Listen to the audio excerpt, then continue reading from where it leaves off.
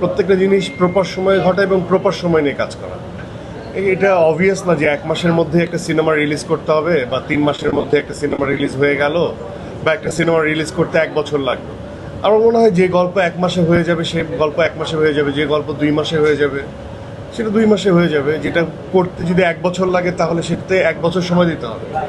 আসলে আমরা টাইম ধরে তো আসলে কোনো গল্প নিয়ে কাজ করি না।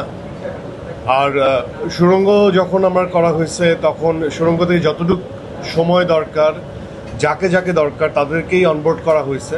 তাড়াহুড়ো নিয়ে কাজ করা হয় নাই, কিন্তু তারপরেও তাড়াহুড়া হয়ে যায়। আমরা সবসময় দেখি যে এত দীর্ঘ সময় ধরে কাজ করার পরেও আমাদের একটা এন্ড অফ দ্য মোমেন্ট একটা তাড়াহুড়া লেগে যায়।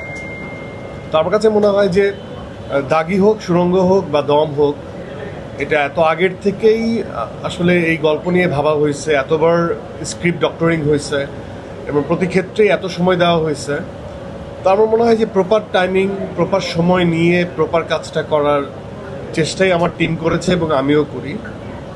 আর আমি অনেক সময় নেই কথাটা হয়তোবা অনেকের ক্ষেত্রে হয়তোবা এটা প্রযোজ্য, বাট আমার ক্ষেত্রে না। আমার কাছে মনে হয় যে গল্পটা সুন্দর হতে হবে, টিমটা অনেক অদ্ভুত সুন্দর হতে হবে এবং সবচেয়ে অযোগ্য মানুষ টিমের মধ্যে আমিই থাকবো আর সবাই আমার থেকে বেশি যোগ্যবান মানুষ থাকবে।